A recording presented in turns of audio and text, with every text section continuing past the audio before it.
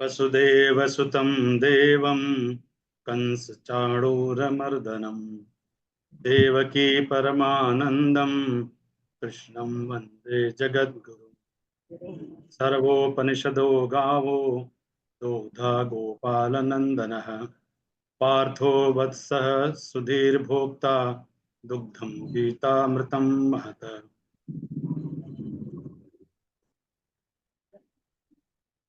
बहुत बहुत धन्यवाद।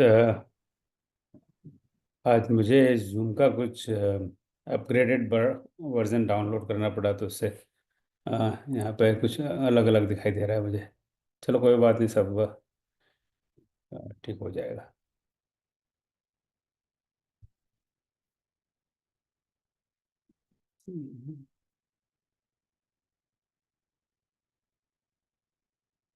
Shyam, can you see how do we do YouTube live? So guys, I'm not able to do it. YouTube भैया आपको करना पड़ेगा, मैं नहीं हाँ, कर पाऊंगा क्योंकि आपका आईडी से है ना। हाँ, इसमें कुछ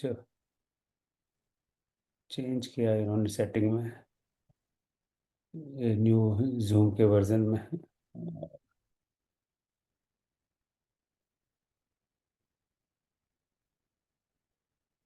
देखता हूँ अगर होता है तो भाई।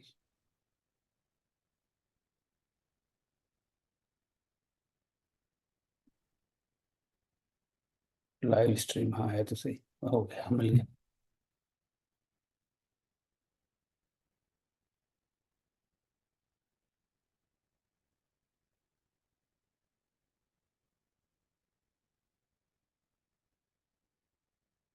मेरे ख्याल से हो गया। चलो, जैसे प्रभु की इच्छा। चलिए, बहुत बहुत धन्यवाद भाई और बहनों, आज की सभा में आने के लिए। आज है 7 नवंबर, और आशा है आपकी दिवाली अच्छी रही होगी, परिवार के साथ में आनंद से अच्छा समय गुजरा होगा। तो आज द्वितीय अध्याय का समापन समझ लीजिए। आज हम पहले गत 2 क्लास में हमने द्वितीय अध्याय पर चर्चा की थी, और आज उसी का कंटिन्यूएशन में है। तो आज हम श्लोक 50 से 72 पर चर्चा करेंगे। हालांकि क्लास में तो हम 8 श्लोक पर चर्चा करेंगे। तो इसके लिए आज पहला श्लोक है श्लोक नंबर 54, और मैं आदरणीय श्रीमती दिव्या सिंरोजा जी को आमंत्रित करता हूँ कि इस श्लोक का पाठ करें। श्लोक नंबर 54, दिव्या जी।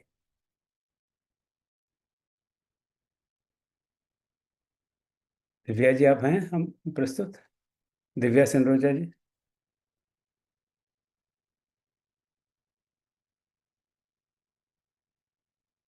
दिव्या सिंधोजा जी, आप कृपया अनम्यूट कर लें अपने को। हाँ, आप अनम्यूट करिए दिव्या जी। हाँ, मैं तो सही अनम्यूट। दिव्या जी अनम्यूट करें।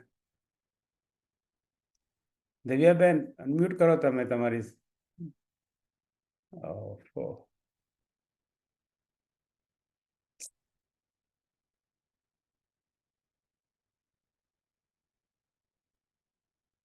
ओके, चलो वो अनम्यूट तो नहीं करें। सॉरी सर, मेरे से हो गया। हाँ हाँ चौपट का करा। हाँ।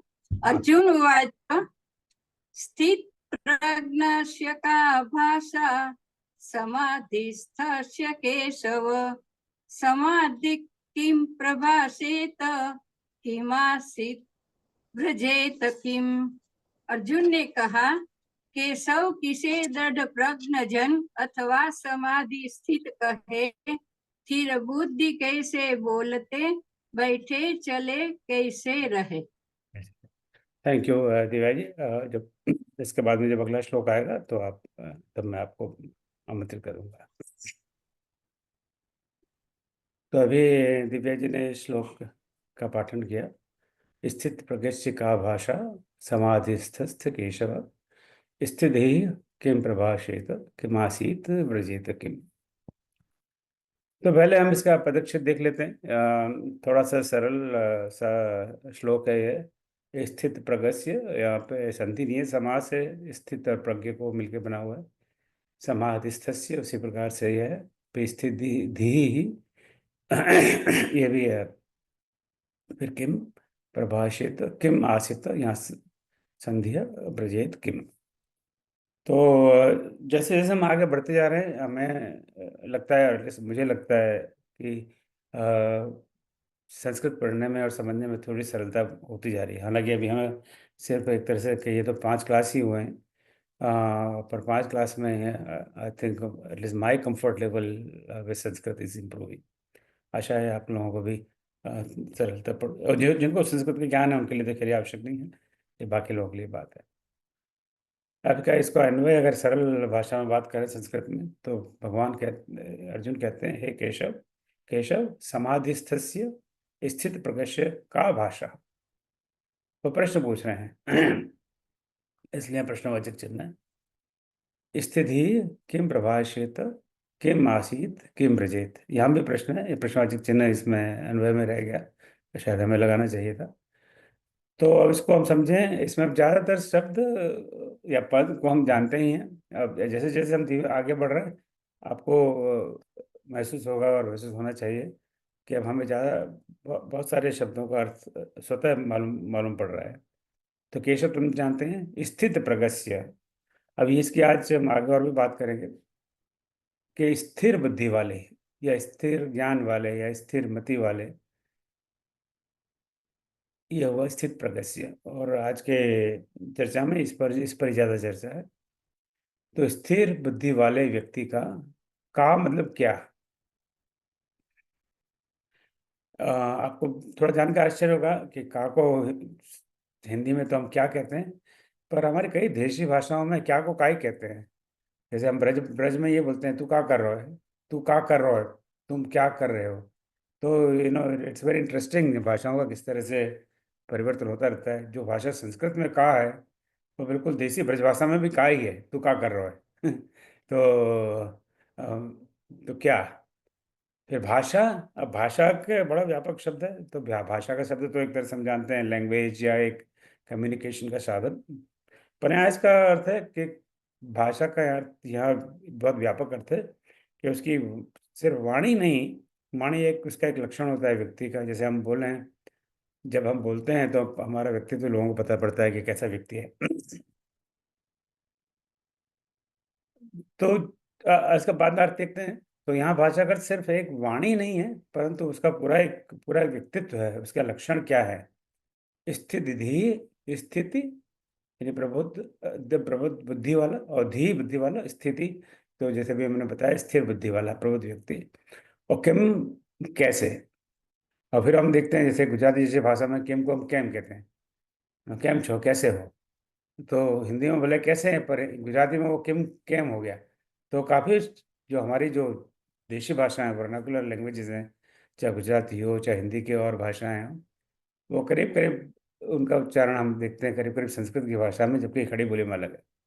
प्रभाषेत, अब इसको थोड़ा गैस करना इजी है। भाषा तो कुछ बात बोलने वाली बात है, तो प्रभाषेत बोलता है। किम हम भी देख चुके हैं। आसीत, ये आशीत शब्द कई जगह है। अब इसी से आता है शब्द आसन। हम कहते हैं ना कि आप आइए आसन ग्रहण करिए, ये शब्द हम जानते हैं, आसन तो आसीत यानी बैठता है।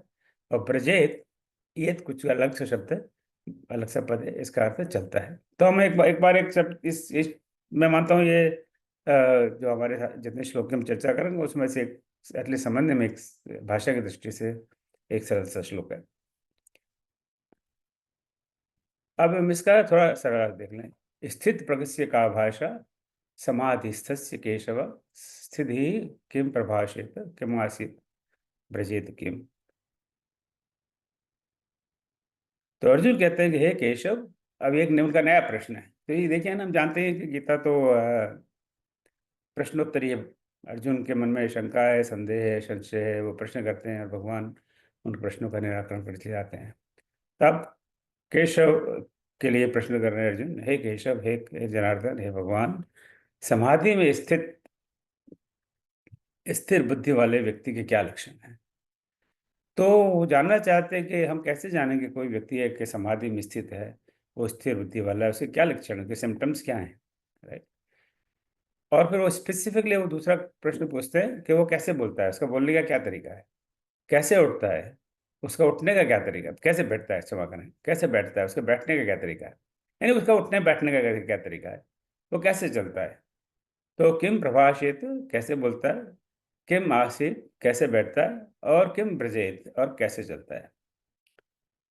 अब यहाँ पे थोड़ा सा 1 मिनट हम जरा चर्चा कर लें इस पर कि समाधि में स्थित, अब समाधि का क्या अर्थ है। अब विद्वान लोग इस पर चर्चा कर सकते हैं बड़े विस्तार से, हम हमारा इस कोर्स का ऐसा उद्देश्य नहीं है बड़े विस्तार से चर्चा करना, फिर भी थोड़ा बहुत हम बात करें तो अच्छा ही रहेगा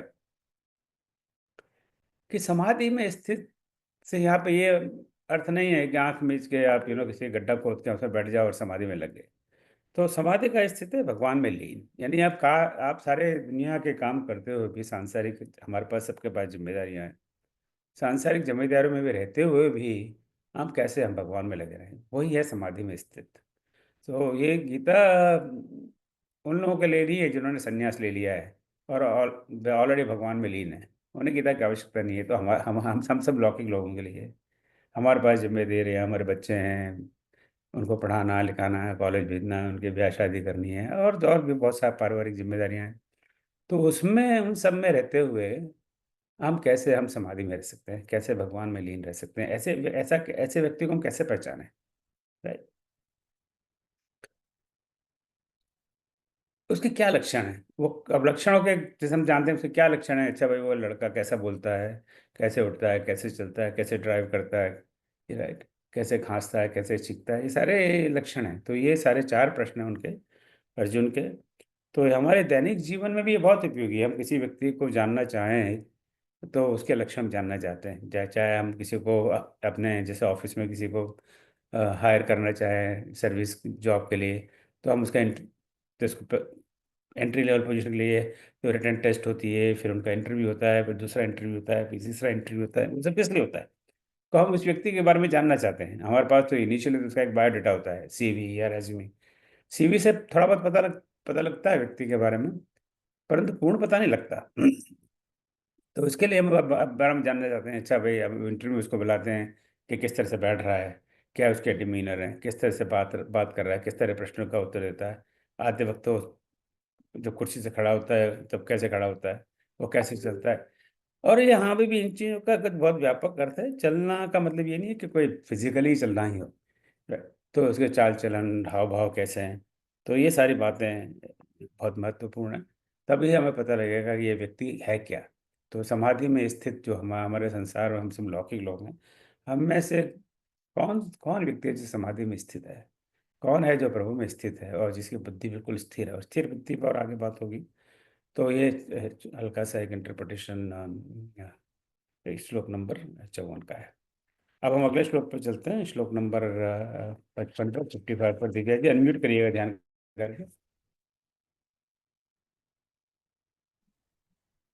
श्री भगवानुवाच प्रजहाति यदा कामान् सर्वान् पार्थ मनोगतान् आत्मन्येवात्मना तुष्टं स्थितः प्रज्ञस्तदोच्यते। श्री भगवान ने कहा, हे पार्थ, मन की कामना जब छोड़ता है जन सभी, वो आप में मगन दृढ़ प्रज्ञ होता है तभी। तो ये श्लोक 55 है, भगवान उनके प्रश्न का उत्तर देते हैं। क्या प्रश्न था अभी हमने देखा, अर्जुन से पूछते हैं कि जो भूल गए हो हम तो, कि स्थित प्रज्ञ से कौन, स्थित प्रज्ञ कौन है, उसकी क्या पहचान, उसकी क्या लक्षण से, क्या सिम्टम्स है। तो उस प्रश्न का भगवान उनको उत्तर दे रहे हैं।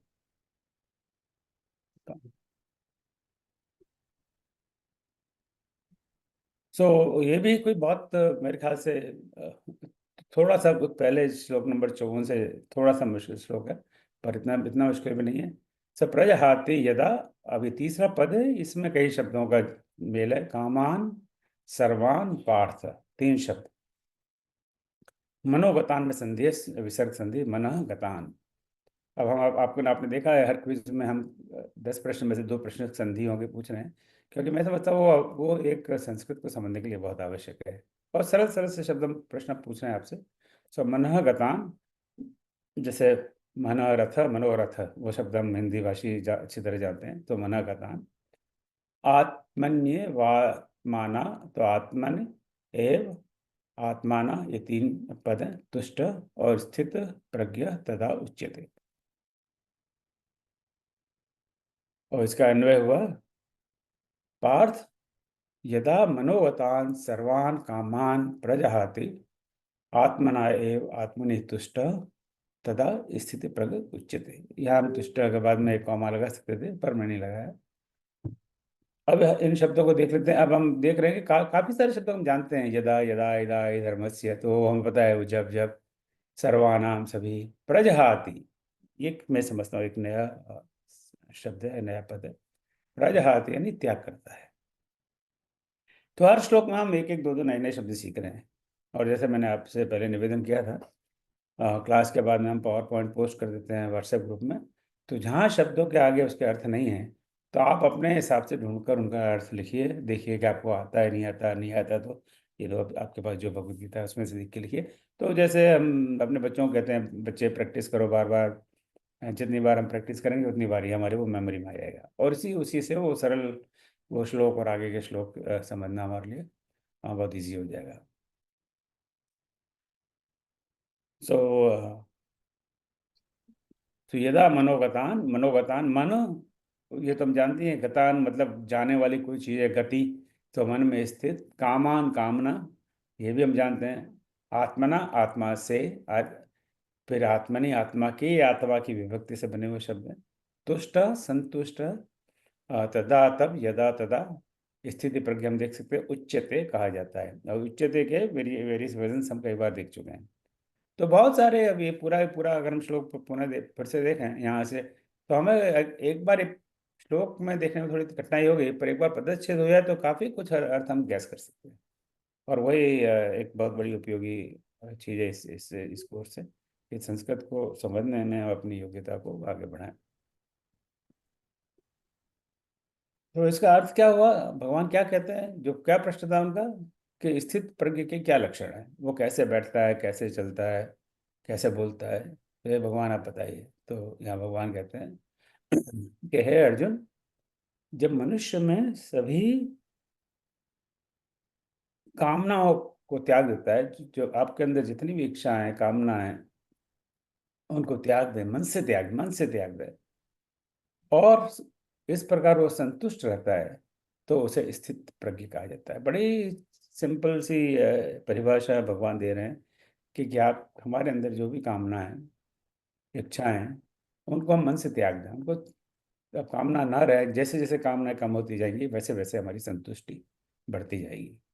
और जो संतुष्ट है, जिसने कामना त्याग दी, वही स्थित स्थित प्रज्ञ है। तो हम ये कह सकते हैं कि एक प्रकार से भगवान श्री कृष्ण परिभाषा देते हैं कि स्थित प्रज्ञ कौन है। अब यहाँ पर मैं जरा 1 मिनट लेकर इस पर थोड़ी बात करूंगा कि ये जो हम कामना कहते हैं, कामना शब्द बहुत बार बहुत मुख्य विषय है भगवद गीता का, कामनाओं का त्याग, कामनाओं से दूर। तो कामना है क्या? अब इस पर बहुत विद्वानों के अपने अपने विचार हैं, जो मैंने थोड़ा बहुत पढ़ा है उस हिसाब से मैं व्यक्त करूंगा। मेरा अपना अपना कोई इसमें ज्ञान नहीं है, आपको मैं ये डिस्क्लेमर कई बार कह चुका हूँ। तो कामनाओं के विद्वानों ने एक प्रकार से चर्चा की कि कामना के एक इवोल्यूशनरी प्रोसेस है। इवोल्यूशनरी प्रोसेस क्या होती है कि जैसे हम विज्ञान में पढ़ते आए कि पहले अमीबा था, उसमें से फिर बड़े जीव बने, फिर बाद में जाके उसका रूप हो गया, बानर का हुआ, बंदर का हुआ, उसमें से मनुष्य बने। इसमें भी मतभेद है, जो खास करके आध्यात्मिक लोगों में कैसा नहीं है, पर उस पर हम नहीं जाते। वो इवोल्यूशनरी प्रोसेस है। इवन हम देखते हैं बचपन में बच्चा छोटा सा होता है, फिर वो माँ की गोद में रहता है, वो अपने आप खा नहीं सकता, पी नहीं सकता, धीमे धीमे बड़ा होता है, वो थोड़ा दूध पीता है, फिर नरम खाना उसको माँ देती है, फिर बाद में वो रोटी खाता है, फिर वो खड़ा होने लगता है, फिर चलने लगता है, धीमे धीमे वो भी एक इवोल्यूशनरी प्रोसेस, इवोल्यूशन उसका हो रहा है। कामना भी इसी तरह की एक इवोल्यूशनरी प्रोसेस है। ऐसा नहीं है कि कामना कोई एक 0-1 है या नहीं है, या हम कई बार ऐसा अच्छा इसमें कि कामना है और ये कामना से रहित है, ऐसा मैं नहीं मानता ऐसा है। कामना का भी विभिन्न विभिन्न स्वरूप है। तो उसके जो पहला स्वरूप है वह है एक वासना के रूप में, कि जब हमारे मन में इस तरह की वासना जागृत हो कि मुझे, अरे यार मेरे पास भी ऐसा बंगला होता, हम जा रहे हैं सड़क पर ड्राइव कर रहे हैं और बहुत बढ़िया बंगला है, तो मन में ये भाव आता है कि कितना बढ़िया बंगला है, काश मेरे पास वैसा बंगला हो, राइट। तो और मैं हम कोई जो नौजवान लड़का जा रहा है, कोई जरूरी नहीं है कि नौजवान ही हो, और अब एक सुंदर सी लड़की को दिखता है, अरे काश यार ये लड़की मेरे को मिल जाती है, तो ये मन में एक है, ये है वासना जागृत हुई। बस ये भावना आती है और फिर वो क्षणिक रहती है और चली जाती है। ये टेम्पररी फिनोमिनन है, इस तरह की वासना जागृत होती है। ये वासना जागृत होती है हर रूप के लिए, प्रतिष्ठा के लिए। काश मैं प्राइम मिनिस्टर बन जाता, चलो प्राइम मिनिस्टर तो बहुत बड़ी बात है, अरे ये काश मैं एमएलए बन जाता, ये नो इस तरह की, या मुझे प्रमोशन मिल जाता, मेरे इस कलीग को मिल रहा है, तो यह है वासना। तो धन के लिए, मान के लिए, सम्मान के लिए, प्रतिष्ठा के लिए, पदवी के लिए, किसी स्त्री या पुरुष की कामना मन में जागृत हो, शरीर के लिए क्या हो, काश मैं मेरे बाल सफ़ेद ना हो का एकदम काले हो जाए। अब वो तो हो नहीं सकता, हालांकि आजकल हम नकली का लौटवा के चल देते हैं। तो ये कामना का एक अविकसित रूप है, इट इज जस्ट जैसे कि कोई बीज पड़ा हो, पर बीज तो कोई नुकसान नहीं करता, जैसे कोई बीज पड़ा हो मन के अंदर। इसका दूसरा जो नेक्स्ट स्वरूप है वो उसका थोड़ा सा विकसित स्वरूप है कामना का, वो है कि वो उसको कहते हैं स्पृहा। स्पृहा शब्द भी कई बार भगवद गीता में, स्पृहा है किसी वस्तु का अभाव महसूस होना। ये वासना में वो अभाव नहीं है, वो देखते हैं तो मन में इच्छा जागृत होती है, पर उसका अभाव नहीं, अब उसका अभाव महसूस होता है। अरे यार मेरे घर में ना एक बेडरूम कम है, एक बेडरूम होना चाहिए। अब मुझे मन में वो भाव आ गया, एक छोटा घर पड़ रहा है, एक बेडरूम होना चाहिए। या मेरे पास सिर्फ दो ही हार हैं गले में, एक एक एक डायमंड का हार नहीं, सोने के दो हार हैं मेरे पास, पर डायमंड का हार मेरे पास नहीं है और मेरी सब सहेलियों के पास है, तो मुझे वो कमी महसूस होती है। तो जब किसी वस्तु का अभाव महसूस होता है तो वासना का नेक्स्ट, वासना कह रहा हूँ, कामना का नेक्स्ट लेवल रूप है। अब जब किसी वस्तु का अभाव होगा तो आदमी उसको पाने की कोशिश करता है। तो तीसरा है रूप है उसका, और विकसित रूप है वो इच्छा। तो वासना, फिर स्पृहा, फिर इच्छा। इच्छा, अब अब तक तो मन में ये बात थी वासना और स्पृहा, अब इच्छा वो प्रकट कर देता है समाज के सामने, दुनिया के सामने, पत्नी के सामने, भाई के सामने, अपने बॉस के सामने। बॉस को कहेगा भाई मेरे को तो प्रमोशन चाहिए, नहीं प्रमोशन मिलेगा तो मैं नौकरी छोड़ दूंगा, या जो भी है।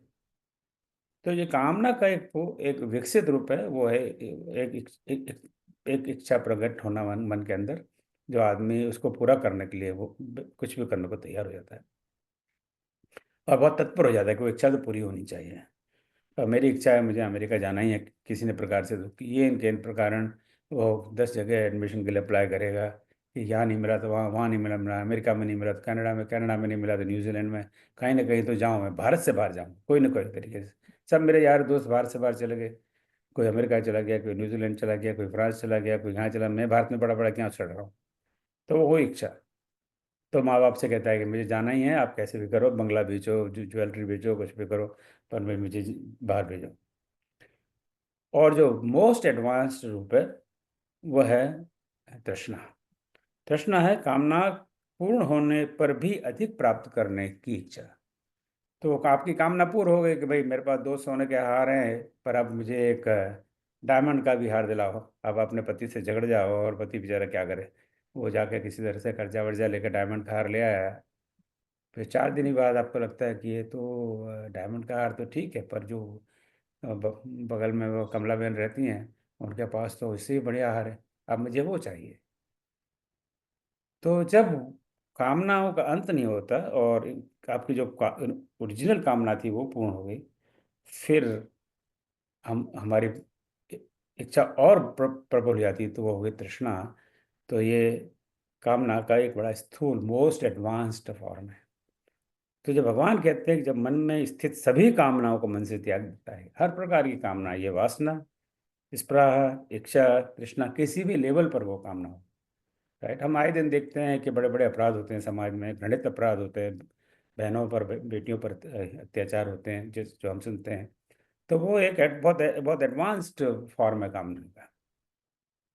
कई पुरुषों के मन में ऐसे भाव आते हैं पर वो कुछ कुछ करते नहीं है, तो वो एडवांस फॉर्म नहीं है। वो भाव चाहे वासना के रूप में, चाहे स्पृहा के रूप में है, और वहीं पे वो खत्म हो जाते हैं। तो किसी भी फॉर्म में मन के अंदर कामना हो, भगवान कहते हैं उन सब का जो त्याग कर देता है और फिर मन में संतुष्टि प्राप्त करता है, वही स्थिति प्रज्ञा।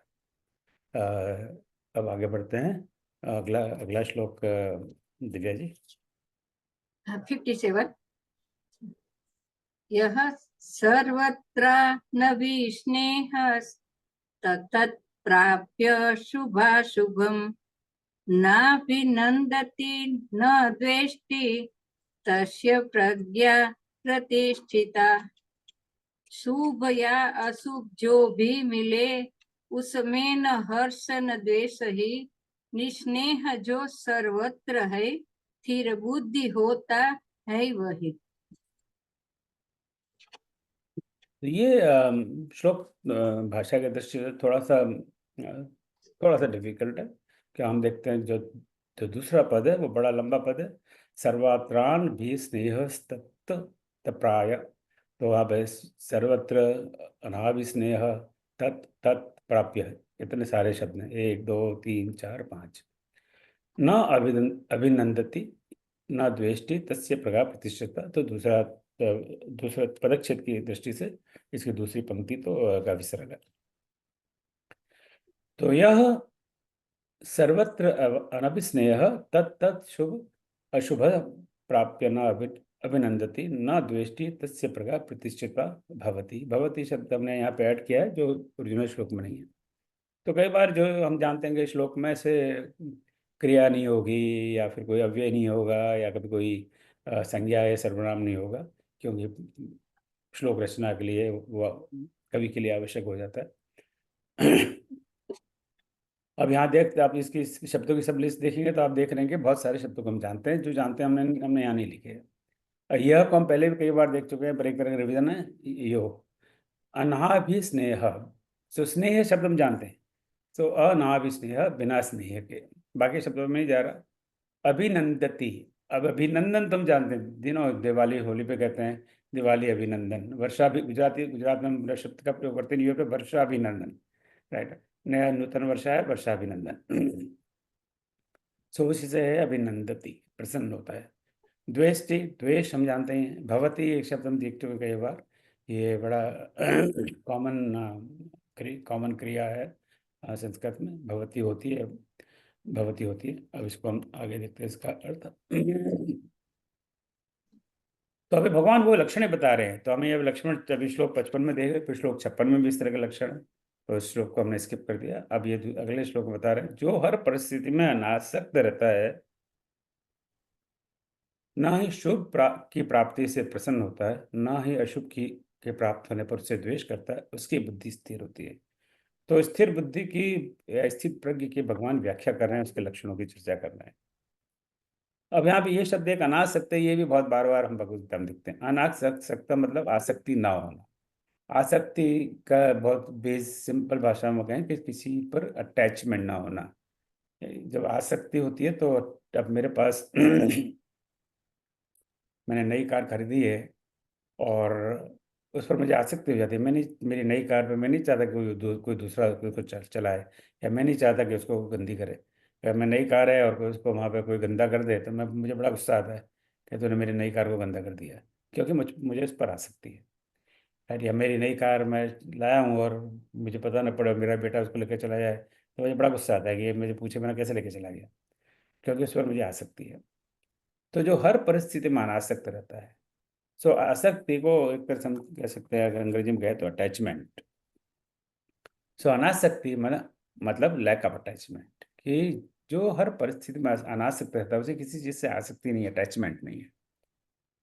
सी अटैचमेंट और प्रेम में बहुत बड़ा फर्क है। अभी कभी बाद में, अब चूँकि आज हम थोड़ा स्लो ही चल रहे हैं तो मैं उस पर चर्चा नहीं करता। सो आसक्ति होना और प्रेम होना, ये दोनों अलग अलग बातें हैं। तो जो हर परिस्थिति में अनासक्त रहता है वो स्थिर प्रज्ञ है अर्जुन, वो न शुभ की प्राप्ति से प्रसन्न होता है। शुभ की प्राप्ति का क्या अर्थ हुआ यहाँ? शुभाशुभम, शुभ अशुभम। शुभ की प्राप्ति मतलब ऐसी चीज की प्राप्ति जिससे हम बहुत खुश हो जाते हैं, वो शुभ की प्राप्ति, राइट। अब ये हर आदमी पे, अलग अलग व्यक्ति पे लागू पड़ती है। अब जैसे आप मतलब शाकाहारी हैं, हम में से मैं समझता हूँ काफ़ी लोग शाकाहारी हैं। हम लोग अगर शाकाहारी हैं और कोई हमारे सामने बहुत बढ़िया, बहुत ही जोरदार चिकन टिक्का ला दे, तो हम नहीं खुश होंगे, हम तो उल्टा नाक ये भगवान ये क्या आ गया, उस टेबल से खड़े हो जाएंगे, क्योंकि हम शाकाहारी हैं, चिकन टिक्का नहीं खाते। तो हमारे लिए चिकन टिक्का अशुभ है। पर जो शाकाहारी नहीं है, मांसाहारी है, और चिकन टिक्का उसको पसंद है, उसी को और चिकन टिक्का मिल जाएगा तो वो बहुत खुश हो जाएगा, और वो वेटर को टिप देगा जोरदार जबरदस्त 100 रुपये की, कितना बढ़िया चिकन टिक्का बनाया है तूने आज, राइट। तो जो एक चीज आपके लिए शुभ हो सकती है, मेरे लिए अशुभ हो सकती है, मेरे लिए शुभ हो सकती है, आपके लिए अशुभ हो सकती है। वो इसलिए कि शुभ और अशुभ की पहचान क्या है, ये भी एक एब्सोल्यूट टर्म नहीं है, ये रिलेटिव है। रिलेटिव का मतलब सापेक्ष है, कि जिससे हमें प्रसन्नता प्राप्त होती है उसको हम कहते हैं शुभ, राइट। और जिससे हमें प्रसन्नता प्राप्त नहीं होती, और जिससे हमें दुख होता है या हमारा माइंड ऑफ हो जाता है, तो उसको कहते हैं हम अशुभ।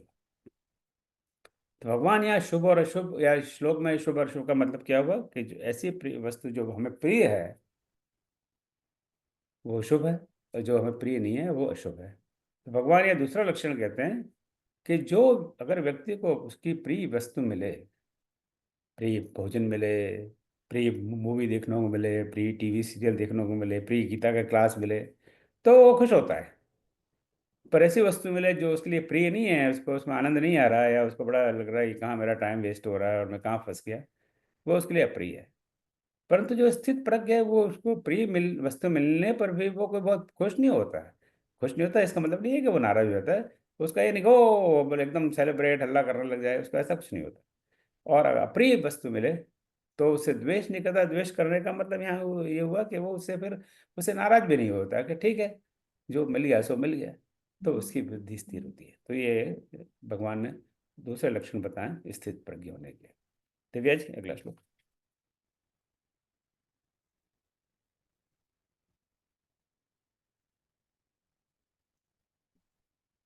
दिव्या जी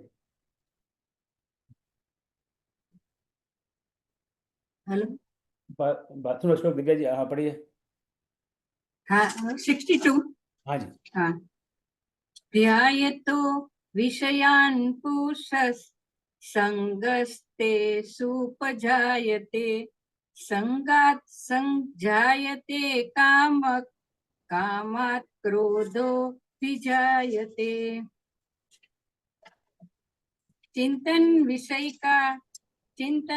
विषय का संग विषयों में बढ़ाता है, तभी फिर संग से हो कामना से क्रोध भी। मैं समझता हूँ ये कुल मिला के 72 श्लोक हैं द्वितीय अध्याय में। मैं समझता हूँ 72 श्लोक में ये श्लोक बहुत महत्वपूर्ण श्लोक है। ये मेरा अपना व्यक्तिगत मत है। और जब मैं कह रहा हूँ बहुत महत्वपूर्ण श्लोक है, मेरा कहने का अर्थ ये है कि ये हमारे जीवन में डायरेक्टली एप्लीकेबल श्लोक है। हम इस श्लोक को अगर हम जीवन में अपना लें, हमारे 60-70% प्रॉब्लम सॉल्व हो जाएंगे। ये कहना बड़ा सरल है, करना मुश्किल है, इसलिए हम सब नहीं कर पाते। परंतु ये एक तरह का प्रिस्क्रिप्शन है जीवन में सुखी होने का। ये श्लोक नंबर 62 में। सो ध्यायतः विषयान पुंसः संग तेष उपजायते। और ये दूसरा पहला पद, दूसरी पंक्ति का बड़ा लंबा पद है, संगात संयायते काम कामात क्रोध अभिजायते। अब इसको हम इस तरह से पदक्षेप कर रहे हैं तो बहुत सारे पद हमें फेमिलियर लगेंगे और बहुत गैस कर सकते हैं। तो अन्वय है, अर्जुन को कहते हैं भगवान, विषयान ध्यायात पुंस तेषु संग उपजायते संगात काम संजायते कामात क्रोध भी जायते। यानी इस पूरे श्लोक को 3 छोटे छोटे वाक्यों में हमने अनुभव किया हुआ है, तो समझना बड़ा सरल हो जाएगा। तो इसमें कुछ शब्द है जो हमें शायद नहीं पता, तो उसको देख लेते हैं। विषयांत हम जानते हैं विषय, और जब यह विषय की बात होती है जो इंद्रियों से जनित विषय हैं, हमारी इंद्रियां उनसे। पुंसः मनुष्य की या पुरुष की, पर हमने एक जनरल फॉर्म ले लिया। पुरुष से मतलब नॉट लाइक मैन और वुमन, पुरुष से मतलब हम सब पे बात लागू होती है, पर यहाँ पर मनुष्य लिया, मनुष्य की विषयान ध्यायत, ध्याय ध्याय हम जानते ध्यान करना, उसी से ध्यायत चिंतन करते हुए, तेषु उन उन विषयों में, और उनमें, और यहाँ उन विषयों में संग आसक्ति, यहाँ संग का अर्थ है आसक्ति, जिसके बारे में भी हमने विस्तार से चर्चा की। उपजायते, ये पहले भी हम देख चुके हैं। न जायते, जायते यानी जन्म लेना, उत्पन्न होना। संगात हुई आसक्ति, और संजाते संयाते विकसित होना, और अभिजायते उत्पन्न होना, जायते।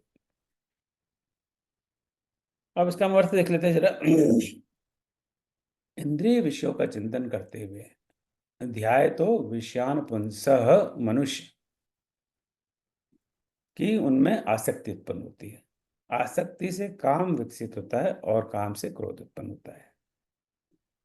अब ये मैंने क्यों कहा, ये श्लोक बहुत महत्वपूर्ण, और मैं महत्वपूर्ण समझता हूँ कि वैसे हम जब अंतिम शब्द देखते हैं क्रोध, से क्रोध हम सब में है, कोई कितना भी कह ले, किसी में ज्यादा है, किसी में कम है। क्रोध क्यों होता है, तो यहाँ इसको हम श्लोक को जरा थोड़ा उल्टा पढ़ा है, और हमें महसूस होता है कई बार क्रोध आने के बाद में कि हमें इतना क्रोध नहीं करना चाहिए, पर क्या करें, हो जाता है।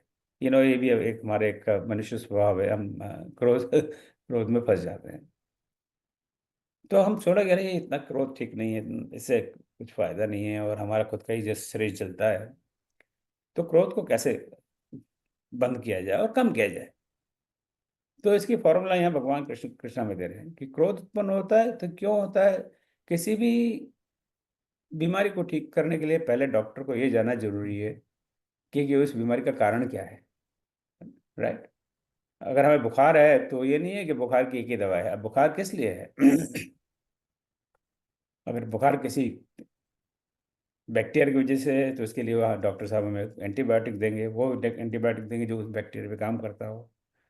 तो इसलिए बुखार के बाद में हमें वो कहते हैं आप ब्लड टेस्ट करिए, एक्सरे करिए, यूरिन टेस्ट करिए, तो पता लगेगा कि किस कारण से बुखार है, तभी तो दवाई दी जाएगी।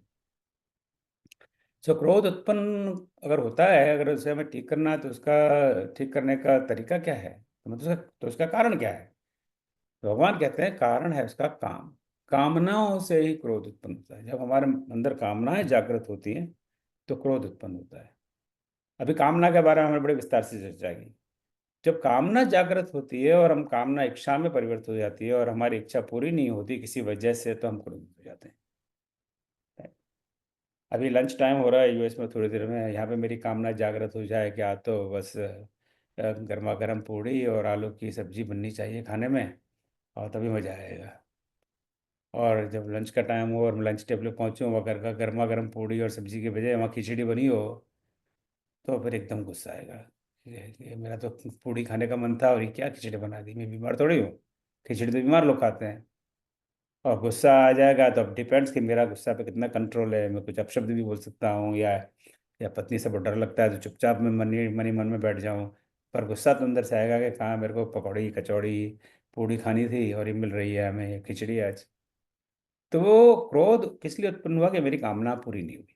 ये हम सब जानते हैं, ये जीवन में हमारा बेटा स्कूल का रिजल्ट लेके आता है, हम एक्सपेक्ट कर रहे थे उसके 90% आने चाहिए, आए 85%, हमको गुस्सा आ जाता है। हालांकि 5% ही कम है, बहुत ज़्यादा कम नहीं है, फेल नहीं हुआ है। पर 90% की हम कामना लेके बैठे थे, वो 85 आ गया, हम उस पर गुस्सा कर देते हैं। तो क्या वारक तेरे घूमता रहता है, पढ़ता लिखता नहीं है, फलाना ढिमका ये वो, तो क्रोध आ जाता है। तो कामना से क्रोध उत्पन्न होता है। तो अगर हम कामना को कंट्रोल कर लें तो क्रोध नहीं आएगा, क्योंकि कामना की वजह से क्रोध उत्पन्न हो रहा है। पर कामना क्यों होती है, फिर उसका क्या कारण है। अब भगवान कृष्ण कहते हैं कामना विकसित होती है आसक्ति से। तो हमारे अंदर आसक्ति है, हमारा मेरा अटैचमेंट है कि पूड़ी से और सब्जी पूड़ी और हलवा में जो मजा आता है वो खिचड़ी में नहीं आता। पूड़ियों में मेरी आसक्ति है, कचौड़ी में मेरी आसक्ति है, और वो आसक्ति है इसलिए वो जागृत होती है कामना कि आज मुझे पूड़ी खानी है। देख इसमें से जो आप आज इस क्लास में आए हुए हैं 80-90 लोग जितने भी, मुझे नहीं पता, तो हर किसी को कचौड़ी पसंद है ऐसा जरूरी नहीं है, पर मुझे पसंद है कचौड़ी, और मुझे कचौड़ी पसंद है, और वो जब वो नहीं मिलती है तब इसलिए उसकी कामना जागृत होती है कि आज मुझे कचौड़ी खानी है। और जब मुझे कचौड़ी खाने को नहीं मिलती है तो मुझे गुस्सा आता है। तो आसक्ति से कामना जागृत होती है और कामना से क्रोध उत्पन्न होता है। तो क्रोध उत्पन्न ना हो या क्रोध कम हो तो हमें अपनी कामनाओं पर कंट्रोल करना आवश्यक है। भगवान कह रहे हैं, यह मैं नहीं कह रहा, श्रीमद् भगवत गीता कह रही है। और कामनाओं पर कंट्रोल करना है तो हमें आसक्ति कम करनी पड़ेगी। क्या पूड़ी में क्या है, पूड़ी है, कचौड़ी है, रोटी है, सब्जी है, मिल तो रहा है। भगवान, बहुत लोगों को तो रोटी नहीं मिलती। और आसक्ति क्यों होती है? आसक्ति इसलिए होती है कि इंद्रिय विषयों का हम चिंतन करते हैं, हम उसी के बारे में, जब मन में वही भाव आते रहते हैं कि वाह कितनी बढ़िया है, आज तो दिवाली है, बहुत बढ़िया बढ़िया मिठाई मिलेंगी, लार टपकती रहती है, राइट, यार दोस्त आएंगे, गिफ्ट लेके आएंगे। तो वो हमारे मन में वो चिंतन चल रहा है इंद्रियों का, और उसी की वजह से हम में आसक्ति उत्पन्न होती है। और आसक्ति से फिर काम वासना जागृत होती है। काम काम से कहते हैं, काम से मतलब हमारा सिर्फ एक लस्ट की बात नहीं, एक हर तरह की कामना, और से फिर क्रोध उत्पन्न होता है। हिमालिनी जी, आप क्या कर रहे हैं, क्यों लिख रही हैं बच्चों की तरह? तो ये एक मैं समझता हूँ बहुत बड़ा महत्वपूर्ण भगवत गीता का श्लोक है, जो हमें बिल्कुल डायरेक्टली प्रिस्क्रिप्शन दे रहा है अपने क्रोध को कम करने के लिए। जैसे मैंने कहा, ये बड़े गहरे श्लोक हैं, गहन श्लोक हैं, इनको शायद समझ सकते हैं पर इनके जीवन में उपयोग में डालना बहुत मुश्किल है। फिर भी हम प्रयास कर सकते हैं। फिर मैं कहूँगा ये कोई 0-1 नहीं है, ऐसा भी नहीं है कि हमारा क्रोध एकदम 0 हो जाए, वो संभव नहीं है, राइट। पर 0 नहीं हो, एक 0 to 10 के स्केल में अभी हमारा क्रोध 8 और 9 पे है, उसके जगह 4-5 पे हो जाए तभी बहुत अच्छा है, तभी भी हमने काफ़ी इंप्रूवमेंट किया है। तो उसके लिए भगवान कृष्ण में ये फार्मूला देते हैं। अब हम आगे बढ़ते हैं और आदरणीय मीनू दीदी की रिक्वेस्ट करते हैं कि श्लोक 63 का पाठ करें। मीनू दीदी अनम्यूट करें प्लीज। क्रोधात् भवति सम्मोहः सम्मोहात् स्मृतिविभ्रमः स्मृतिभ्रंशात् बुद्धिनाशो बुद्धिनाशात् प्रणश्यति। फिर क्रोध से है मोह सुधि को मोह करता भ्रष्ट है। यह सुधि गए फिर बुद्धि विनिशे नष्ट है। तो ये उसी का जो श्लोक 62 है उसका एक कंटिन्यूएशन है। तो बात क्रोध तक ही समाप्त नहीं हो जाती। अब मैं इसको चूंकि हमने काफी समय ले लिया है तो अनुभव वगैरह को स्किप करता हूँ, सीधे एक्ट पे आता हूँ। पर क्रोध से क्या होता है? चलो ठीक है, क्रोध आ रहा है, क्या प्रॉब्लम है उसमें, राइट।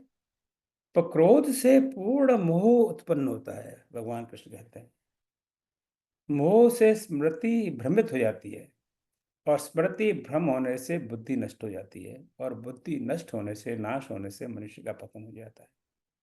सो अल्टीमेटली मनुष्य के पतन की जो जो बीज है वह है इंद्रिय, जो हम पहले श्लोक 62 में देख चुके हैं, इंद्रिय विषयों का चिंतन।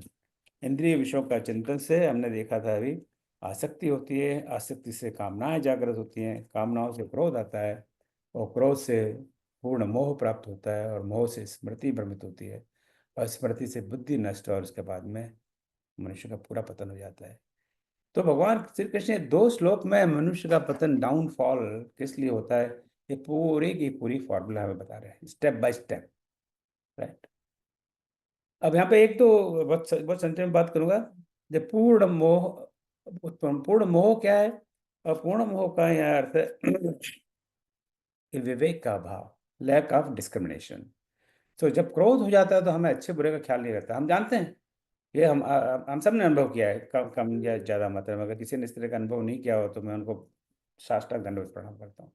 क्रोध हमें आता है, और क्रोध आने में हम अच्छा बुरा भूल जाते हैं, क्या कहना है पता नहीं। ये हमारे सामने हमारे पिता खड़े हैं, पुत्र खड़ा है, बेटा खड़ा है, बहू खड़ी है, बेटी खड़ी है, गुरु खड़े हैं, हम चाहे जो कुछ भूल जाते हैं, क्योंकि हम में जो विवेक, डिस्क्रिमिनेशन पावर है वो चला जाता है। और डिस्क्रिमिनेशन पावर चला जाता है तो फिर जो हमारी स्मरण शक्ति है वो, हम कंफ्यूज हो जाते हैं, भ्रमित हो जाते हैं, और भ्रमित होने से फिर बुद्धि नष्ट हो जाती है। और बाद लेक ऑफ द श्लोक इज वेरी ऑब्वियस। तो विवेक जब हम खो देते हैं, वो क्रोध आने की वजह से हमारे विवेक का नाश हो जाता है।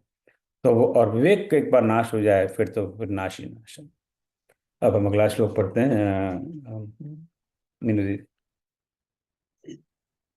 या निशा सर्वभूतानां तस्यां जागर्ति संयमी यस्यां जागृति भूतानि सा निशा पश्यतो मुने। तब की निशा तब जागत पुरुष है तात है जिसमें सभी जन जागते ज्ञानी पुरुष की रात है। तो ये श्लोक है श्लोक अब भगवान श्री कृष्ण थोड़ा टॉपिक बदल रहे हैं। अब तक वो बता चुके हैं हमें स्थित प्रज्ञ क्या है, मनुष्य का पतन कैसे होता है। अब यहाँ पर ये श्लोक बहुत कॉम्प्लेक्स, मुझे लग रहा है ये श्लोक बहुत कॉम्प्लेक्स श्लोक है इस अध्याय में।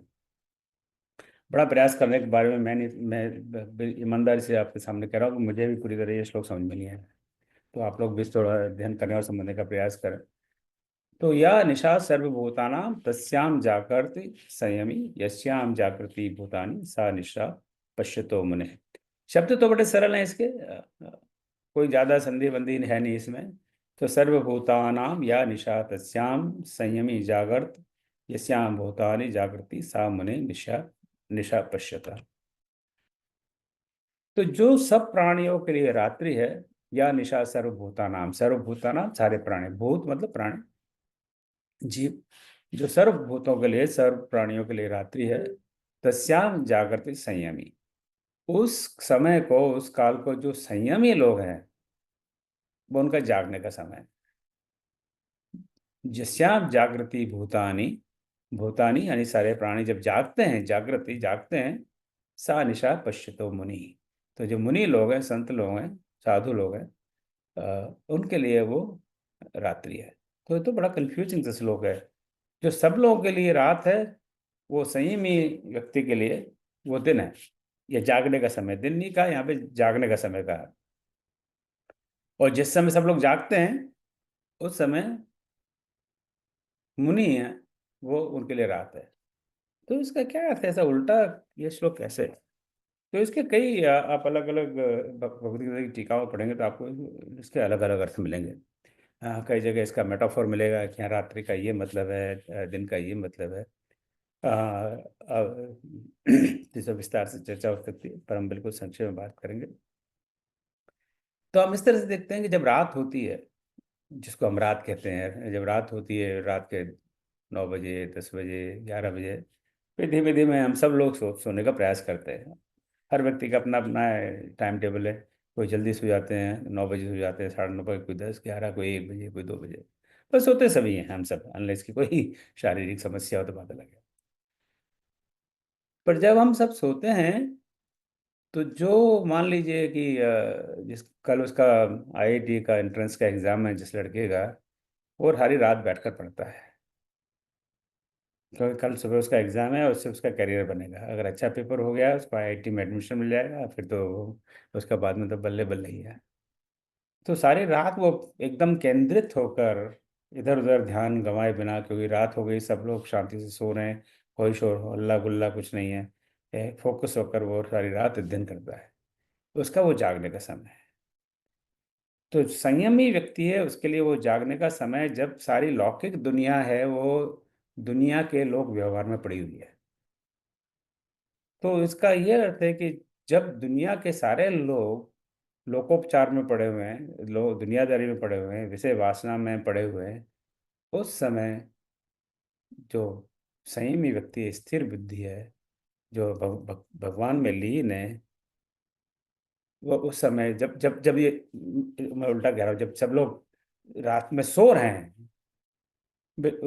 उस समय संयमी व्यक्ति भगवान का ध्यान करता है, क्योंकि उस समय शांति है, भक्ति में वो लीन है। और जब सब जागते हैं, जब सारे लोग दुनियादारी में पड़े हुए हैं, प्रपंचों में पड़े हुए हैं, विषय वासनाओं में पड़े हुए हैं, उस समय जो जो संत हैं, ज्ञानी है, स्थिर बुद्धि है, उनके लिए वो रात्रि है। उस समय वो उन चीज़ों से दूर रहते हैं, उन प्रपंचों से दूर रहते हैं। जैसे उनको लगता है कि रात है, इसमें रात में तो कुछ करना नहीं होता। रात जब रात होती है हम क्या करते हैं? कुछ नहीं करते ना, सपने देखते हैं और तो कुछ नहीं करते। तो अभी इस समय उस समय लगता है कि ये तो अब रात है, क्योंकि इस समय मुझे बिल्कुल इसमें पढ़ना नहीं। यानी वो जो काम होते हैं लोकोपचार के, लौकिक है, विषय वासना के, कामना हो गए, उनसे वो दूर रहता है। अब अगला श्लोक लिखते हैं। मीनू जी।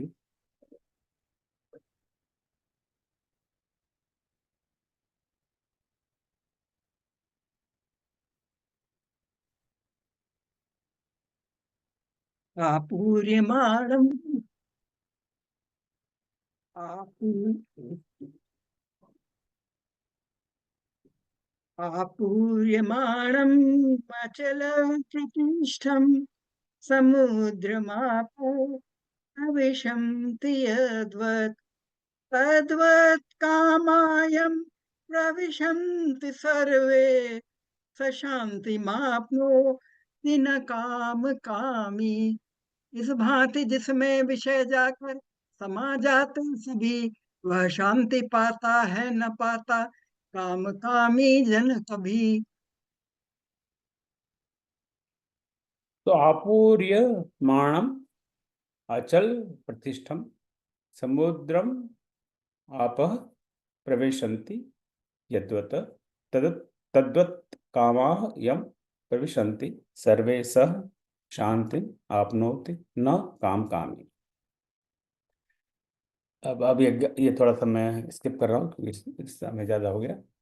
तो यहाँ पर भगवान एक उदाहरण देते हैं कि जिस प्रकार अनेकों नदियों का जल समुद्र में निरंतर प्रविष्ट होता रहता है किंतु समुद्र उससे विचलित नहीं होता, उसी प्रकार जिस योगी के मन में विषय कामनाएं प्रवेश करके उस पर भी कोई प्रभाव नहीं डालती, ऐसा व्यक्ति परम शांति को प्राप्त होता है।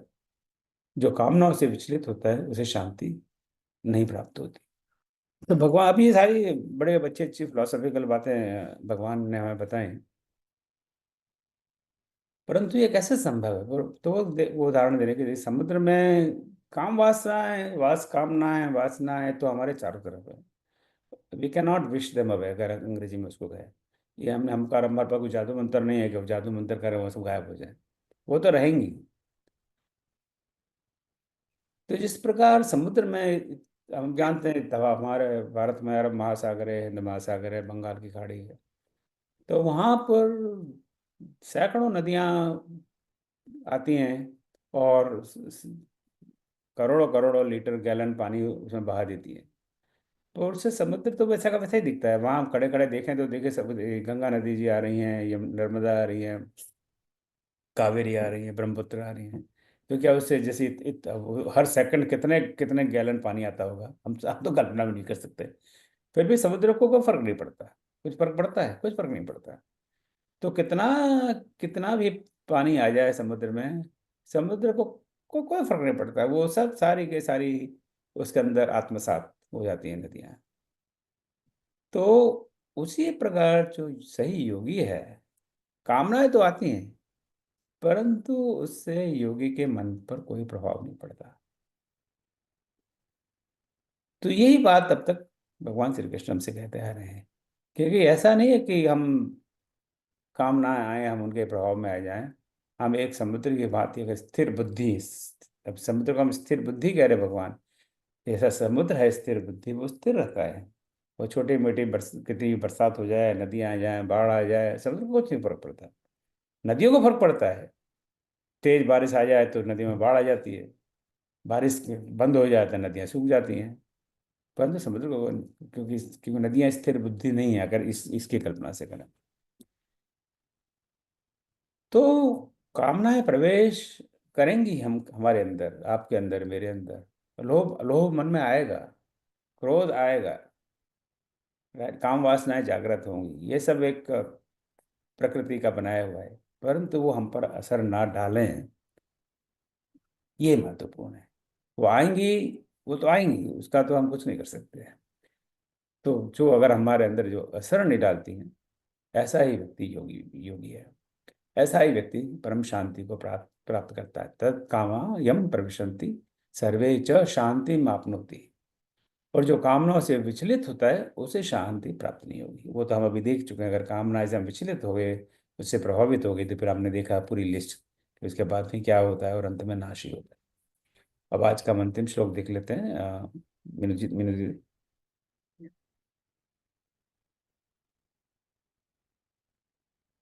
विहाय काम विहाय कामान्यः सर्वान् पुमान् शरति निःस्पृहः निर्ममो निरहङ्कारः प्रशान्तिम् अधिगच्छति। सब त्याग सब त्याग कामना जो इच्छा जन्म करता कामना नित्य ही। जो जन विचरता नित्य ही मद और ममता हीन होकर शांति पाता है वही। सो करीब करीब जो अभी हमने देखा श्लोक 70 में, वही बात यहाँ श्लोक 71 यानी 71 में पुनरावृत्ति हो रही है। यह पुमान सर्वान कामान विहाय निस्पृह निर्ममा निरहंकार चरति स शांतिम अधिगच्छति। शांतिम अधिगच्छति, शांति को कौन प्राप्त होता है? शांति को वो प्राप्त होता है। अगर इन श्लोकों में अगर उल्टा पढ़ा है तो ज़्यादा इफेक्टिव है। शांति को वो प्राप्त करता है जो बिना किसी ममता और अहंकार के रहता हो। मन में कोई अहंकार ना हो, मन में कोई ममता ना हो। ममता से अर्थ फिर ये हुआ गया अटैचमेंट। मन में कोई अटैचमेंट ना हो, ना कोई अटैचमेंट हो, ना कोई घमंड हो, ना कोई अहंकार हो, वो शांति से रहता है। और ये कब संभव है? कि जब सभी कामनाओं को उस व्यक्ति ने त्याग कर दिया हो। तो यहाँ पर अभी एक श्लोक और शेष है, पर उसकी हम यहाँ चर्चा नहीं करेंगे। तो यहाँ पर द्वितीय अध्याय का समापन होता है। जय श्री कृष्ण। बहुत बहुत धन्यवाद। अब मैं आदरणीय डॉक्टर राजरानी शर्मा जी को आमंत्रित करूंगा। वे संक्षेप में हमें इस द्वितीय अध्याय का थोड़ा सार बताएंगे। जय श्री कृष्ण। डॉक्टर राजरानी जी, आपका स्वागत है। जय श्री कृष्ण सभी को। कृष्णाय वासुदेवाय हरये परमात्मने प्रणतक्लेशनाशाय गोविंदाय नमो नमः। अत्यंत सुंदर इस प्रसंग में जिस गीता जैसे पावन ग्रंथ की आपने चर्चा की इतने विस्तार से, उसके दूसरे अध्याय का सार बताना कृष्ण कृपा से ही संभव है।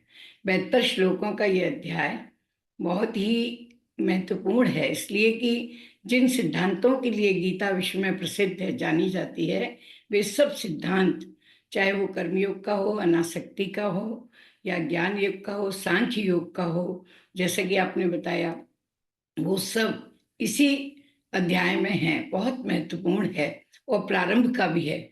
श्री कृष्ण का ये इतना सुंदर योजना है कि जब वे अपने मित्र को देखते हैं कि आंसुओं से भरा हुआ अर्जुन खड़ा है, तो वो द्रवित हो जाते हैं। कहते हैं कि कैसा ये काम तुम कर रहे हो जो अकीर्तिकर है, कीर्ति नहीं मिलेगी तुम्हें और अनार्य भी है।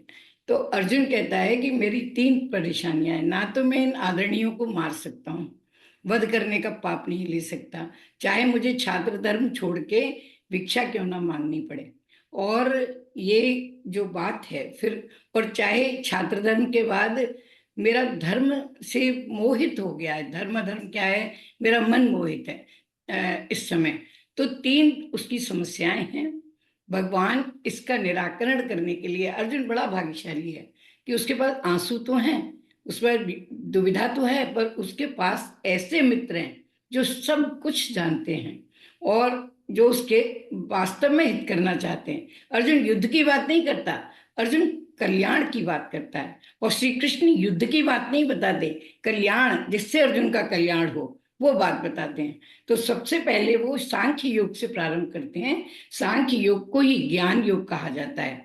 ज्ञान योग इसलिए कि इसमें आत्मा परमात्मा के ज्ञान के बारे में बताया जाता है, क्योंकि प्रभु को ये पता है कि अर्जुन के मन से डर हटाना है कि मैंने अपने संबंधियों को मारा।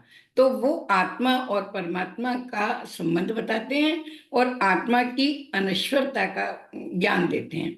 इसलिए ये ज्ञान योग है। और सांख्य योग भी है, क्योंकि इसमें संख्याओं का उल्लेख है, वो उसमें मैं नहीं जाऊंगी।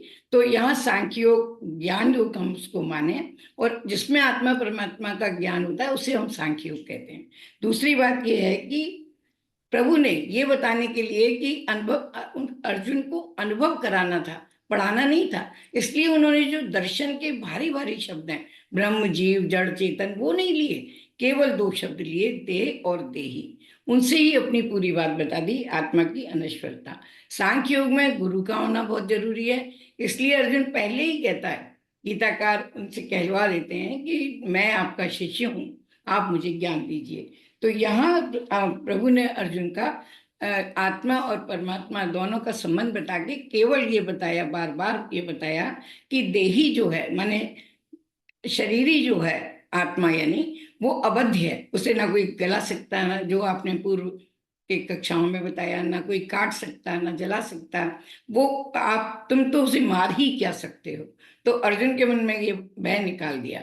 बहुत सारे श्लोक हैं, जैसे कि हम देखते हैं वासांसी जीर्णानि, एक ही उदाहरण पर्याप्त होगा कि जैसे कि पुराने कपड़ों को बदल के नए कपड़े पहने जाते हैं, तो हम और आप देखते हैं कि जब कोई बड़ा व्यक्ति होता है तो उसे नए कपड़े पहनने की प्रसन्नता होती है, लेकिन बालक जो होता है वो नए कपड़े पहनने में भी रोता है। तो यही ज्ञानी अज्ञानी का उदाहरण देके भगवान ने समझाया। तो हमको भी नहीं मालूम, हम ज्ञानी हैं तो हमें मृत्यु से दुख होता है, जबकि मृत्यु प्रसन्नता की बात है, कि ऐसा ईश्वर कहते हैं। और दूसरी बात यह है कि कर्मयोग, ज्ञान योग और भक्ति योग के अनुष्ठान नहीं हो सकते जब तक हम आत्मा और परमात्मा का संबंध और आत्मा की अनश्वरता, आत्मा अमर है, अजन्मा है, ये ना जान लें। तो इसलिए भगवान उसी से प्रारंभ करते हैं। देह और देही के प्रकरण को समझने से ही समता आती है, जो कि आगे श्री कृष्ण बताने वाले हैं।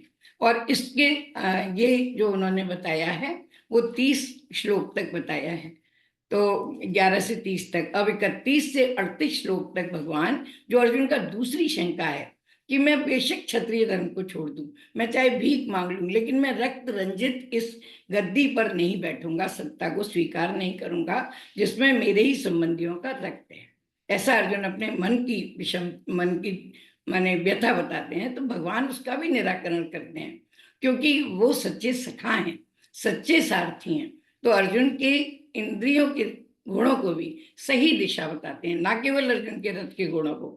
तो भगवान ने छात्र धर्म को बताया कि छात्र धर्म ही स्वधर्म है, स्वधर्म को पालन करना ही मनुष्य का एकमात्र कर्तव्य है। अर्जुन से कहते हैं समझाते हुए कि अगर तुम नहीं करोगे तो लोग ये नहीं समझेंगे कि तुमने करुणा के कारण नहीं मारा, लोग ये समझेंगे कि तुम कायर हो और तुम डर गए हो युद्ध से, तुम्हारा अपयश होगा। और फिर भगवान कहते हैं कि अपयश ही मरण है। अपयश से डरा देते हैं अर्जुन को और उसके मन में निर्णयात्मक बुद्धि का प्रवेश कराते हैं, जिसको भगवान ने एक बड़ा ही टर्मिनोलॉजी दी है, व्यवसायत्मक बुद्धि, वो निर्णयात्मक बुद्धि है। फिर यहाँ पर उनको ये लगा कि स्वधर्म पालन भी मैंने बताया, आत्मा की अमरता भी बताई, अब मुझे इसको बुद्धि योग बताना है। क्योंकि जब हम ज्ञान का उपयोग नहीं करते, इम्प्लीमेंटेशन नहीं करते, तब तक वो ज्ञान व्यर्थ है। तो यहाँ वे ज्ञान योग कहते हैं अर्जुन से, अभी मैंने तुम्हें अभी तक सांख्य योग पढ़ाया 38 श्लोक तक, और अब मैं तुम्हें बुद्धि योग बताता हूँ, अर्थात कर्म योग बताता हूँ। और कर्म योग की जब वो बात करते हैं तो वो सारे श्लोक आ जाते हैं जो बहुत प्रसिद्ध हैं, कर्मण्येवाधिकारस्ते मा फलेषु कदाचन निधनम्। अर्जुन के मन में ये बैठा देते हैं, बहुत कूट कूट के भर देते हैं कि तुम डरो नहीं, फलों से मत डरो, केवल कर्म करो। अगर हमें एक्सीलेंस चाहिए तो हमें केवल और केवल कर्म पर ध्यान देना होगा। कौन क्या कह रहा है, क्या उसकी प्रतिक्रिया, इस पर हम पहले से सोचेंगे तो एक्सीलेंस हमारी गड़बड़ हो जाएगी। ऐसा भगवान ने हम लोगों के लिए, सांसारिक लोगों के लिए भी अर्जुन को बताया। और एक मंत्र दिया कि समत्वम योग उच्यते। योग कुछ नहीं है, समता ही योग है। समता किसमें? सुख दुख में समता, जय लाभ और अलाभ में समता, जय और पराजय में समता, ऐसा भगवान कहते हैं। और यहाँ पर एक जो 16वां श्लोक है, वो 16वें श्लोक के 16 शब्द हैं, ना सतो विद्यते भाव, ना भाव विद्यते सता। इन 16 शब्दों में आगम निगम शास्त्र सबका सार भरा हुआ है। भगवान समझा देते हैं जो है वो तो सदा रहेगा, जो नहीं है वो आज भी नहीं है और कल भी नहीं रहेगा। तो ये भाव अर्जुन को बताते हैं। यद्यपि बहुत सरल भाषा में प्रभु ने ये अर्जुन को समझाया, यानी समता यानी निर्विकारता का ज्ञान देने के बाद फिर अर्जुन कहता है कि मैं ये समाधि में कैसे जा सकता हूँ, जो आज आपने बताया कि मैं समाधि की अवस्था को कैसे प्राप्त कर सकता हूँ। मैं किस प्रकार से जानना चाहता हूँ कि स्थित प्रज्ञ के क्या लक्षण है। जो समाधि में, समाधि का यहाँ पर मैंने जैसा भी पढ़ा ऋषियों के, उसमें समाधि यहाँ परमात्मा के लिए कहा गया है। वैसे इसका लौकिक अर्थ है आदि, माने मानसिक, मानसिक रूप से जब हम सम होते हैं वो समाधि होती है। तो यहाँ वो स्थित प्रज्ञ के 54 से 72 तक अर्जुन के प्रश्न करने देखिए व्याख्याता इतना वो है, जैसे कि हमारे ओम जी हैं कि हमारे मन में उत्कंठा जगा देते हैं। व्याख्या श्री कृष्ण अर्जुन के मन में प्रश्नाकुल कर देते हैं, वो स्थित प्रज्ञता को जानने के लिए आतुर हो उठता है। तो फिर वो बड़े आराम से स्थित प्रज्ञता जो आपने आज समझाई उसको बताते हैं। बहुत सुंदर उन्होंने एक बात कही, योग कर्मसु कौशलम। और यहाँ कर्म में कौशल योग नहीं, माने जो कर्म में योग ही कुशलता है। योग माने अष्टांग योग नहीं कहते भगवान, योग का अर्थ है समता। योग का यहाँ पर उन्होंने कहा है कि योग, अगर हम अपने कर्मों में हानि लाभ से परे हो जाएंगे, निर्विकार हो जाएंगे, वही हमारी कुशलता है, वही हमारी एक्सीलेंस है। तो इसके अनेक अर्थ हैं, पर यहाँ मैं संक्षेप में यही बता रही हूँ कि कर्मों में योग यानी समत्व रहना कुशलता है, वो हमें सिद्ध करना है। इसलिए भगवान कहते हैं योगस्थ कुरु कर्माणि।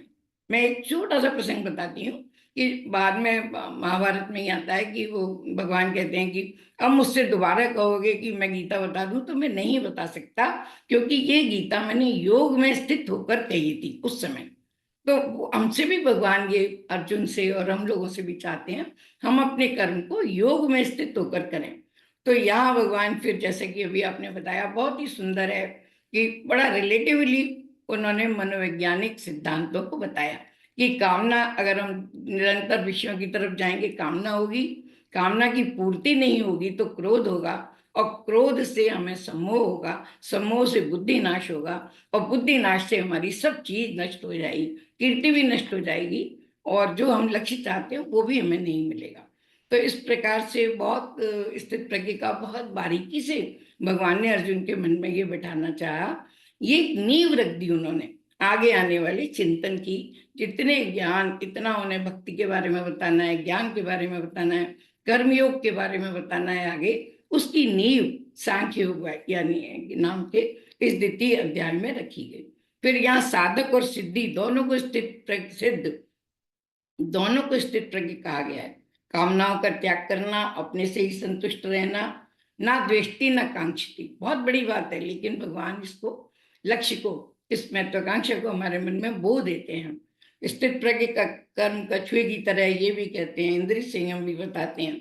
वासुदेव सबको, यदि हम वासुदेव सर्वम देखेंगे तो हमें इस प्रकार का अनुभव होगा। तो इतनी सारी बातें बताने के पीछे भगवान का केवल एक उद्देश्य था कि ये खुली आंखों से हम ध्यान करें, खुली आंखों से, ना हमें कान बंद करने की जरूरत है, ना हमें आंख बंद करने की जरूरत है, यानी किसी प्रकार का ना नाक बंद करने की जरूरत है। प्राणायाम, यदि हम जागृत रहकर और समता को प्राप्त करके अगर हम अपना कर्म करेंगे तो ये खुली आंखों का ध्यान है, ऐसा श्री कृष्ण कहते हैं, जो हमें द्वितीय अध्याय में जानने को मिला। उन्होंने ना केवल शास्त्रों के शब्द ना लेकर सरल शब्दों में समझाया। विशेष रूप से बात यह है कि कर्म योग, ज्ञान योग कोई भी हो, उन सब में हमें ज्ञान की भी आवश्यकता है और कर्म की। इसलिए भगवान ने सांख्य योग भी बताया और दूसरे भाग में, उत्तरार्ध में हमें कर्म योग बताया। वो ये कहते हैं बुद्धि योग और कर्म योग एक बात है, सांख्य योग और ज्ञान योग एक बात है, ऐसा श्री कृष्ण ने कहा। तो बहुत ही मैंने ये शास्त्रीय बातें हैं, लेकिन कहने में बहुत डर लगता है। और ओम जी के जो पटल है उसमें जो समय का अनुशासन है वो सर्वश्रेष्ठ है, मैं भी उसका ध्यान रखती हूँ और प्रभु से विनती करती हूँ कि हम भी अर्जुन के समान जिज्ञासा रखें और ऐसे भाग्य हो हमारे कि हमें कोई ऐसा सखा मिले, ऐसी भक्ति मिले। मैं प्रणाम करती हूँ। एक भी लक्षण यदि हमारे हृदय में विराजमान हो तो इस गीता कोर्स में आना हमारा सफल हो। प्रणाम करती हूँ आप सबको, आपने मुझे सुना। बहुत बहुत धन्यवाद दीदी, आपने संक्षेप में इतने बड़े अध्याय और जिसमें कितनी सारी बातें उनका हमसे परिचय दिया। सो आपके लिए बहुत बहुत धन्यवाद। सो क्लास समाप्त करने के पहले एक दो अनाउंसमेंट्स आपके लिए। पहले तो हमें कुछ मित्रों ने इस तरह के सुझाव दिए थे कि कुछ प्रश्न हों, उस पर चर्चा होनी चाहिए, तो अनफॉर्चुनेटली समय नहीं रह पाता। तो आप जो भी कोई प्रश्न हो, आप जो इसका पटल है, व्हाट्सएप पटल, उस पर आप पोस्ट करें और हमें से जिनको उस प्रश्न का पता है, हमें से मतलब हम सब लोग मिलकर उसका समाधान करने का प्रयास करेंगे। दूसरी बात, अगले सप्ताह हम कर्मयोग, नाम तो कर्मयोग है, वैसे कर्मयोग की चर्चा ऑलरेडी हो चुकी है, तो कर्मयोग पर तीसरा अध्याय, तो उस पर चर्चा आरंभ करेंगे। उसके लिए 2 क्लास होंगी अगला सप्ताह, यानी 14 नवंबर और फिर 21 नवंबर। क्विज 6 है, जो जो लोग इस कोर्स को डिप्लोमा के लिए ले रहे हैं उनके लिए क्विज वाली बात है। जो क्विज 6 है वो अभी तक खुली हुई है, अगर आपने अभी तक ना सबमिट किया हो तो आज अवश्य सबमिट करेंगे, आज मैं बिल्कुल उसको बंद कर दूंगा। और जो क्विज 7 है वो आज की चर्चा पर है, वो आज मैं खोल दूंगा, आज का पावर पॉइंट भी पोस्ट कर दूंगा। और इसके बाद में 3 अध्याय पूरे होने के बाद में हम एक जो टर्म एग्ज़ाम रखेंगे, जो नवंबर के करीब करीब अंतिम सप्ताह में होगी। उसमें तीनों अध्याय पर प्रश्न होंगे। फॉर्मेट ये रहेगा, करीब 25 प्रश्न रहेंगे और ज़्यादा विस्तार से जानकारी इसी व्हाट्सएप ग्रुप में पोस्ट करेंगे। तो अध्याय 1, अध्याय 2 और अध्याय 3, तीनों अध्याय पर एक टर्म एग्ज़ाम नवंबर के एंड में होगी। और फिर आगे प्रभु कृपा से हम चौथे अध्याय, 5वें अध्याय पर आगे बढ़ते चलेंगे। तो मैं श्रीमती दिव्या सिंरोजा जी का आभार प्रकट करता हूँ, आज उन्होंने 4 श्लोकों का पाठ किया। और आदरणीय मीनू दीदी, जो लंदन में है, यूके में है मुझे कहना चाहिए, उन्होंने बाकी 4 श्लोकों का पाठ किया। और डॉक्टर राजवाणी शर्मा जी जिन्होंने दूसरे अध्याय का संक्षेपण हमें बताया। और आदरणीय आशा श्रीवास्तव जी को आमंत्रित करूँ शांति मंत्र के लिए। उसके पहले किसी का कोई प्रश्न है जिसका त्वरित उत्तर दिया जा सके तो आप निसंकोच पूछें।